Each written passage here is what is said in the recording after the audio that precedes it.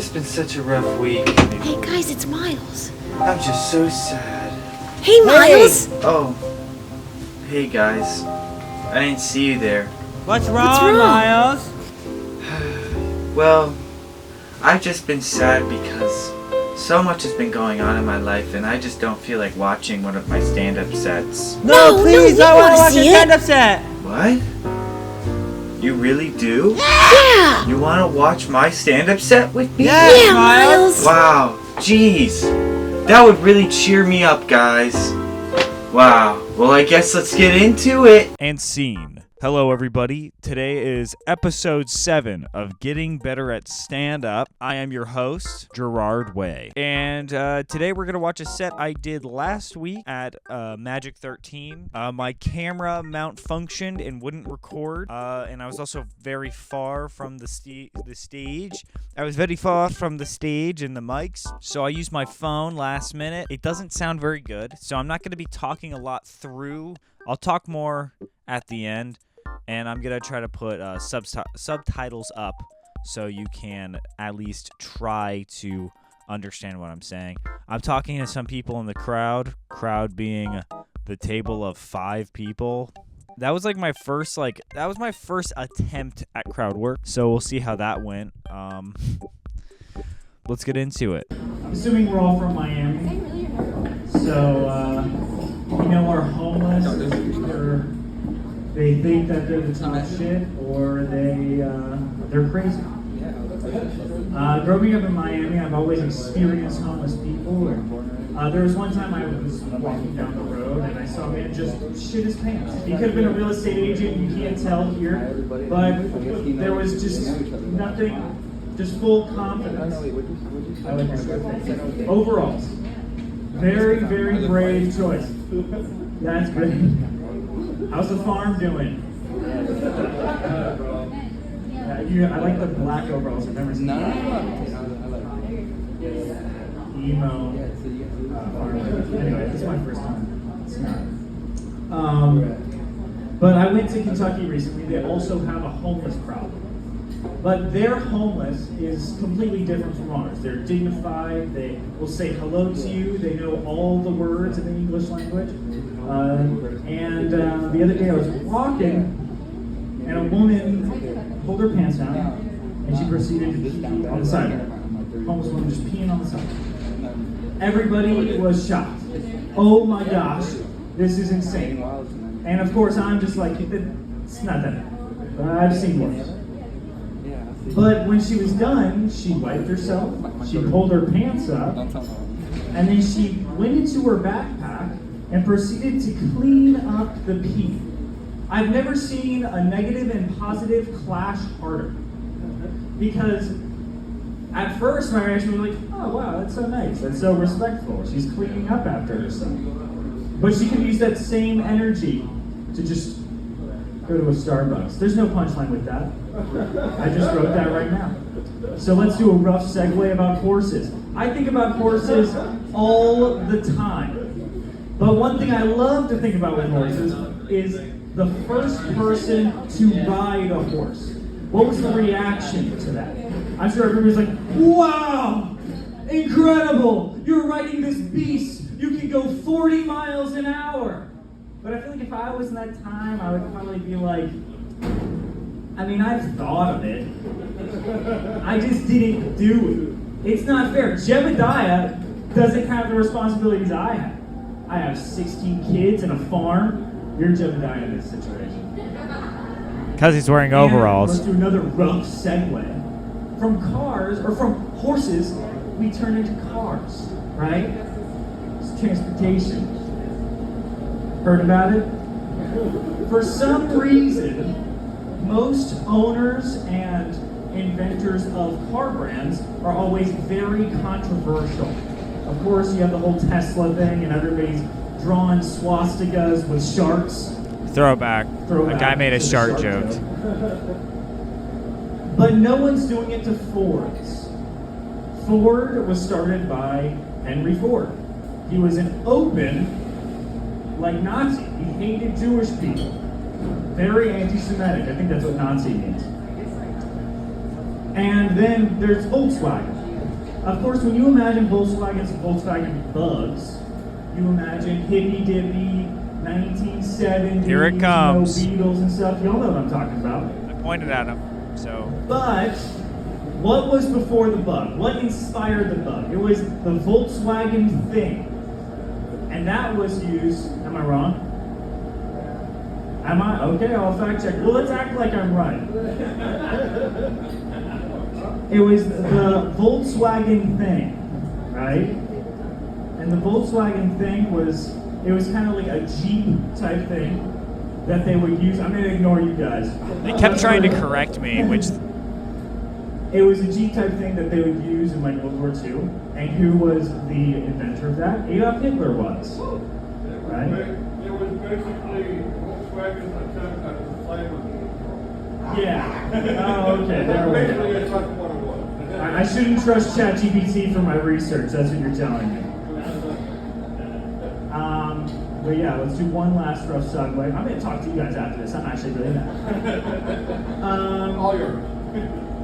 Elon Musk. Everybody's still talking about the whole "my heart goes out to you" situation. And everybody's blaming autism and that he's awkward. And it really bothers me that people are saying that he's autistic. Because I have never gone into a Publix and seen the bagger just seek Heil in the middle of it. That's all I have. Goodbye. Okay, so I'm gonna say it. That was a little rough. I think it was rough just because there weren't that many people. The guy in the crowd got a bigger laugh than me, which is very funny to see. But they kept the woman kept trying to intervene, kind of like she was looking at me like you're wrong, which I was wrong. The thing, so okay, look, quick history lesson. History with Miles Watkins.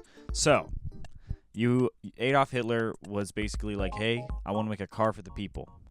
Little ironic. I want to call it the people car. That was the Volkswagen Bug, or Beetle, whatever you want to call it.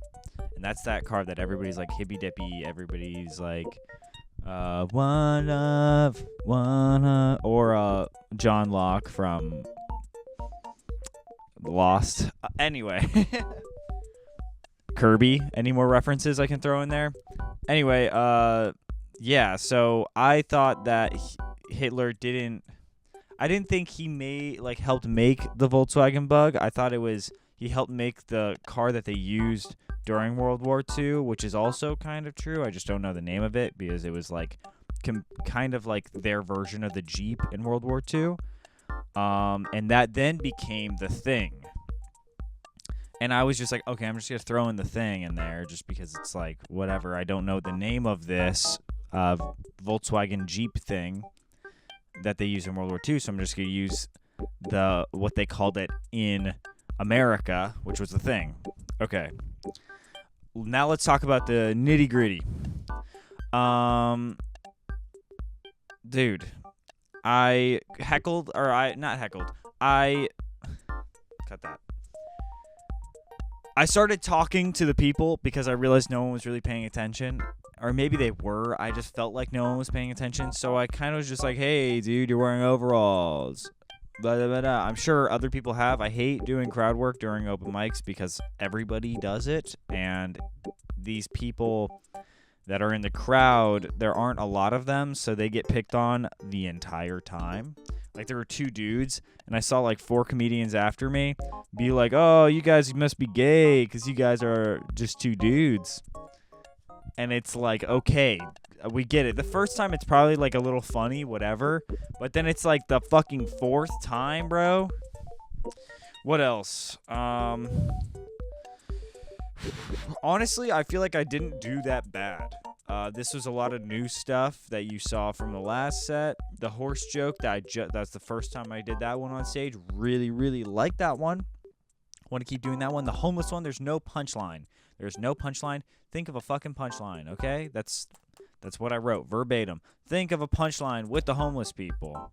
Because it's just me dragging out time, talking about whatever the heck. I like the whole thing of me being like, oh, like horses, and being like, I don't know. I mean, I thought about it, and I thought that was cool. I just wrote not funny in my notes. I need to get better at note taking. I've been writing a lot recently. I'm really excited to do my next set. I feel like I've grown a lot. Last week I did 4 straight sets, and that felt so delicious. Let's retake that. I don't like that I said delicious. Last week I did 4 sets, and it felt so good. I felt super confident after my second set. I was like, dope. I know exactly what I want to do. When you do so many sets, especially like open mics, I feel like you're like, okay, I have to write more. So you kind of get in like fight or flight, where before I would go up, I would just think of things. I would even go in my short content, and I would just look through my short content, even stuff I haven't posted, and be like, oh, I can use that. I might just use that. Like the horse joke. That is something I did on the internet. And I think it worked really well. So I feel like I'm getting better. Hence the name, Getting Better at Stand-Up. I genuinely feel like I'm growing. People I have been that have seen me do open mics at my first time ever are like, dude, you're growing so well. You're getting a lot better, more natural. There are a lot of gaps in my set where I'm just like, And we're working on that. Trust me, we're working on that. We got it in the lab. And, to end this one off. Okay, I like to usually end these off with what I need to do more. It's always going to be I need to write more. And it's always going to be I need to do more sets. We know that. But this next goal is going to be talk to more stand-up comedians. Talk to more comedians. Because usually I talk to people that also do a lot of open mics. Talk to people, Miles. This is for future Miles. Talk to people that are visibly successful and at least making like $20 a week off of stand-up. Talk to those people. See how you can make $20 a week off of stand-up. That's the goal. I would like to learn maybe how to make like a portfolio, record a really good set with really good audio, so then maybe I can show my best 5 minutes to, I don't know, do you show bookers or producers? I have no clue. That's why you need to talk to more successful people than you. So you can learn that and figure out, okay, how can I make money from this? Am I not even close yet? Probably not. But we need to learn the steps. Don't be afraid to embarrass yourself in conversation. Thank you for watching. Should we have a catchphrase at the end of each video? It's stay funny. Nope, that's not a good catchphrase. All right, bye. Thank you. Like and subscribe. That's our catchphrase. Bye.